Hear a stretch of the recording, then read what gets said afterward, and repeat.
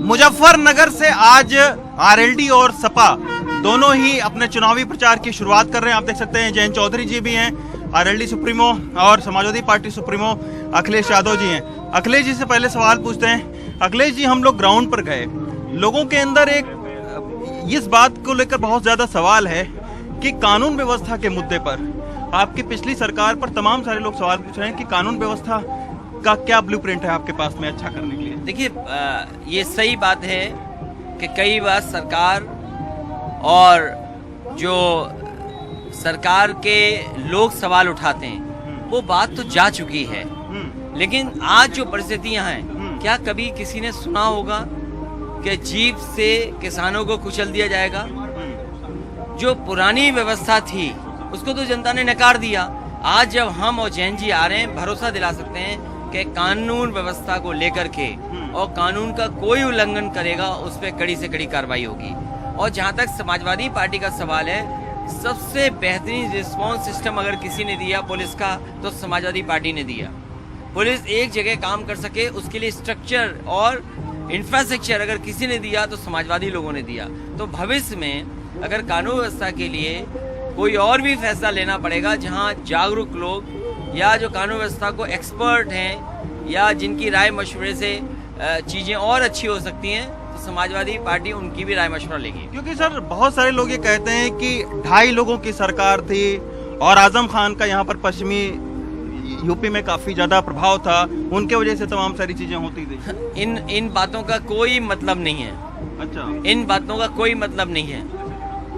आप किसी भी पुलिस के अधिकारी से पूछिए आकर के कि पुलिस को स्ट्रक्चरल चेंज किसने बेहतरीन दिया, काम करने का मौका किसने दिया। जहां तक भविष्य में सरकार बनने की बात है, बीजेपी ये बताए हाथरस जैसी घटना हो गई जहां पर एक व्यापारी के जो व्यापार करने आए गोरखपुर में पुलिस ने मार के मार दिया उसको।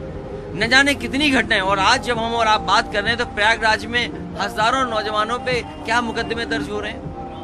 नाहिद हसन के मुद्दे पर सर क्या कहेंगे? तमाम सारी बातें उनके ये जब तक कोर्ट तय न करे, और कोर्ट है जिसपे हमें और आपको सबको भरोसा करना चाहिए। कोर्ट में क्या है, कोई भी मुकदमा लगाया जा सकता है। हम और आप हैं, सरकार मुकदमा लगा देगी, अपराधी हो गए आप। तो भारतीय जनता पार्टी ने लगातार जो पॉलिटिकल लोग हैं उन पे गंभीर से गंभीर धाराएं लगाई हैं, मुकदमे लगाए। क्या स्टूडेंट्स में एनएसए लग सकता है? क्या स्टूडेंट्स में 7 अमेंडमेंट क्रिमिनल एक्ट लग सकता है? आप लखनऊ में देखिए जो 69,000 या अपने आरक्षण और हक सम्मान के लिए आए, क्या उन पे मुकदमे नहीं दर्ज हुए? अच्छा और पहले मुख्यमंत्री होंगे जिन्होंने अपने मुकदमे वापस लिए, उनके डिप्टी सीएम है, उन्होंने मुकदमे बाजे। सवाल कानून व्यवस्था का एक है, लेकिन आज ये बताओ किसान की आय दोगुनी हुई कि नहीं हुई? नौजवानों को जो सपने दिखाए थे नौकरी और रोजगार के, वो सपने पूरे हुए कि नहीं हुए? बड़े बड़े इन्वेस्टमेंट के आयोजन किए गए, डिफेंस को लेकर के बड़े बड़े एग्जीबिशंस हुई, क्या इन्वेस्टमेंट आया? क्या मुजफ्फरनगर में कोई नया कारखाना लगा? क्या आपके बगल के सहारनपुर में कोई नया कारखाना लगा? सवाल ये है कि आज महंगाई, बेरोजगारी, किसान की आय दोगुनी हुई कि नहीं हुई? अच्छा, तो हाँ, तो ये आप देख सकते हैं कि यहाँ पे काफी सारे लोग अब आ चुके हैं और ऊपर लोग जा रहे हैं। अभी वापसी में आएंगे तब अखिलेश जी से बात करेंगे। अभी बात करेंगे इसके बाद, हाँ, ब्रेक के बाद। तो बीच बीच में अखिलेश यादव और जयंत यादव का जो काफिला है वो रुक भी रहा है, और ये आप देख सकते हैं अभी लोगों से मिले हैं। आगे बढ़ेंगे सर एक सवाल का और जवाब दीजिए कि आज आपका हेलीकॉप्टर क्यों रोका गया? आपने ट्वीट भी किया ये उसके तो बाद ये में। हेलीकॉप्टर का विभाग मेरे पास नहीं है। ये तो दिल्ली के लोग बता सकते हैं कि इस सरकार में जब बैठेंगे, आखिरकार इतना बैठाने के बाद जब क्लियरेंस मिल जाता है तब आप जाते हैं टैक्सी कर करके हेलीकॉप्टर। लेकिन 2 घंटे बैठा देना, कोई कारण तो होगा, सरकार ही बता सकती है। और आपने आज पीसी में भी कहा कि सरकारी अधिकारियों के ऊपर में दबाव है कि वो कि लोगों का दस्तावेज आप ललितपुर पता कर लीजिए, झांसी पता कर लीजिए, मुजफ्फरनगर में ऐसी बातें हो रही जहाँ अधिकारी वोट डालने का इंतजाम कर रहे हैं, बैलेट वोट कैसे डलवाया जाए उसका इंतजाम की तैयारी कर रहे हैं। अच्छा, एक बस अंतिम सवाल अखिलेश जी, एक बस अंतिम सवाल आइए आइए कि ऊपर नहीं जा पाओगे तुम नहीं जा पाओगे, जयंत जी जा सकते हैं, तुम यहाँ अखिलेश जी से बस अंतिम सवाल है, आरएलडी और सपा के गठबंधन पर तमाम सारे सवाल उठ रहे हैं। बीजेपी ने जैन जी के लिए दरवाजे खुले रखे हैं। मैं तो यही हूँ नहीं, लेकिन लोग शक कर रहे हैं कि शायद हो सकता है कि ये बाद में गठबंधन चुनाव के बाद में इस बार किसानों ने दरवाजे बंद कर दिए भारतीय जनता पार्टी के, हाँ। और यहाँ का किसान अपने मान सम्मान का चुनाव समझ रहा है। यहाँ का किसान और आरएलडी और समाजवादी पार्टी के साथ गठबंधन आने के बाद ये चौधरी चरण सिंह की विरासत का चुनाव भी है।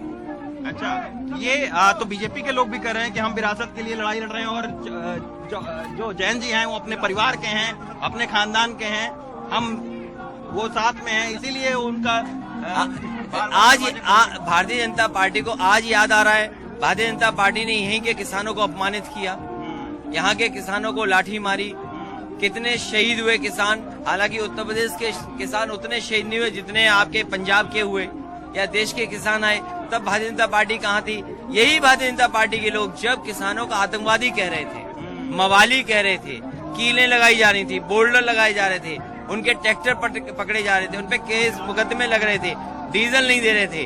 तो अब समाजवादी लोगों ने कहा कि जितने भी किसान आंदोलन में किसानों पे मुकदमे सब वापस होंगे। चलिए, बात करने के लिए शुक्रिया। जयंत, आज आपने एक गंभीर आरोप लगाया कि वोटर कार्ड से छेड़खानी हो सकती है, तमाम सारे सरकारी अधिकारी इस बारे में लगे हुए हैं। पोस्टल बैलेट की संख्या इस बार बढ़ेगी, और मैंने ये कहा कि सभी जो कर्मचारी, सरकारी कर्मचारी हैं, जिनकी वोट पोस्टल बैलेट से गिरनी है, उन्हें सतर्क रहने की जरूरत है। उनके अधिकारियों पे अनैतिक दबाव भारतीय जनता पार्टी की सरकार बना रही है, जो मेरी जानकारी में है, और बुला बुला के उनके वोटर कार्ड या आधार कार्ड लिए जाते हैं। जब तक बैलेट पेपर पे खुद वो हस्ताक्षर न करें, अपना वोट ना दर्ज कराएं, तब तक उन्हें सतर्क रहने की जरूरत है। संजीव बालियान ने कल सर हमसे बात करते वक्त कहा कि जयंत चौधरी अपने परिवार के शख्स हैं और हम चाहते हैं कि हमारे साथ में रहते। अब वो सामाजिक हिसाब से कह रहे हैं, लेकिन आप देखिए कि उनकी सरकार ने, जिसमें वे एक जिम्मेदार व्यक्ति हैं, जिस तरह से किसानों को कुचला, ये चुनाव चौधरी चरण सिंह की विरासत का चुनाव है। बिल्कुल ठीक कहा अखिलेश जी ने, और उस विरासत के साथ मैं धोखा नहीं कर सकता। धन्यवाद हमसे बात करने के लिए। तो अखिलेश यादव और जयंत आज यहाँ पर चुनाव प्रचार का आगाज कर रहे हैं पश्चिमी उत्तर प्रदेश में। आप देख सकते हैं कि भीड़ कितनी ज्यादा है। मुजफ्फरनगर, मेरठ से रवीश रंजन शुक्ला, सुधीश कुमार के साथ।